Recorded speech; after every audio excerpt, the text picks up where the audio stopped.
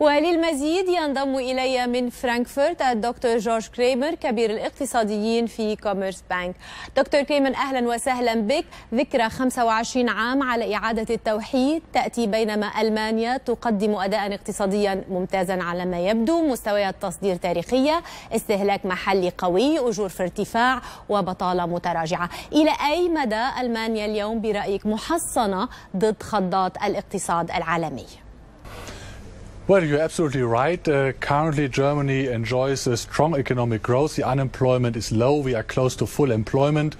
It's a feel-good factor in the country. But, however, 40% of Germany exports go to the emerging markets, and we are currently witnessing a significant decline in the demand from the emerging markets, and therefore, going forwards, there are some risks for the German economy. I would say that growth will remain quite strong in Germany. However, it will decline somewhat. This year, we are likely to see GDP growth of 1.8%, which will come down to 1.5% next year due to some weakness from the emerging market. Still a solid result for the German economy, but not as good as this year. تحدي آخر يبدو في المدى المنظور هو تحدي ملف اللاجئين. إلى أي مدى برأيك سيمارس هذا الملف ضغط على الاقتصاد الوطني؟ Well, not to a significant extent. Yes, you are right. The government is dishing out funds to the refugees. This is clear, and this somewhat raising the purchasing power. But this may add up to 0.1 or 0.2% of GDP. This boosting factor is small compared to the risks coming out of the emerging markets. To put it long story short, China is the downside risk from China do significantly outweigh the impact from immigration.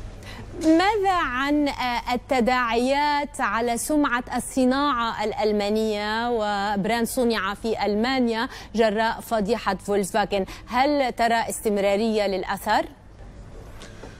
Well, the emissions scandal with VW, with Volkswagen, of course, is seriously for the company. But I don't think this is a major impact, has a major impact for the company as a whole. You have to see that Germany has been exporting its products for 40-50 years, and around the world there are a huge number of clients who made a very positive experience with German products, and therefore I think the fallout from the VW scandal on the rest of the German economy should be quite limited. I still think that Germany enjoys, or made in Germany is still very well respected around the world. سيدي، بعد ربع قرن على توحيد ألمانيا، لماذا لم يبلغ الشطر الشرقي مستويات ازدهار الشطر الغربي اقتصاديا؟ Yeah, you are absolutely right. The catch-up process of Eastern Germany to the West level started to stall a couple of years after reunification, and there's still a significant income gap between East Germany and Western Germany. Well, this has a lot to do, I would say, with the subsidies which were paid by Germany, and also it has a lot to do with the fact that the East German mark was converted 1-to-1 into the Western German mark, and therefore the weak Eastern German economy was immediately put into sharp competition with the Western Germany, and this currency conversion at pari more or less destroyed the competitiveness of the Eastern Germany economy, and I think they are still suffering from this currency conversion decision.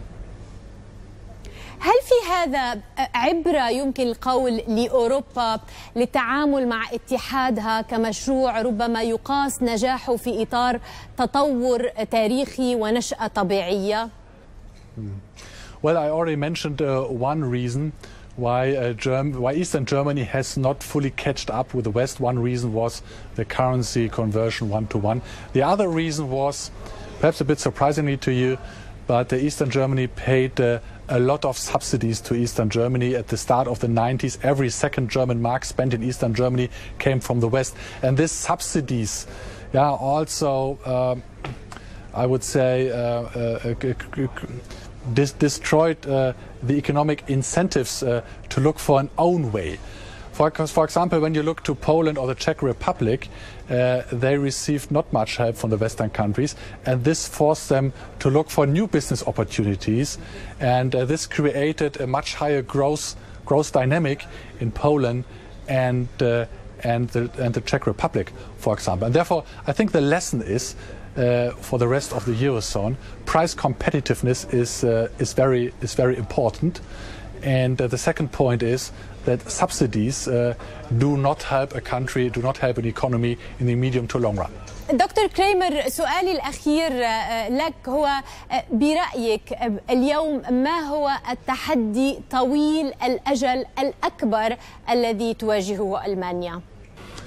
I think the major challenge for the German economy is that the ECB runs a zero interest rate policy, and it will maintain this zero interest rate policy for a couple of years to come. And the main challenge for Germany is to avoid a bubble in the real estate market fueled by zero interest rates from the ECB. I think this is the biggest challenge to avoid such a bubble. من فرانكفورت الدكتور جورج كريمر كبير الاقتصاديين في كوميرس بانك، شكرا جزيلا لك.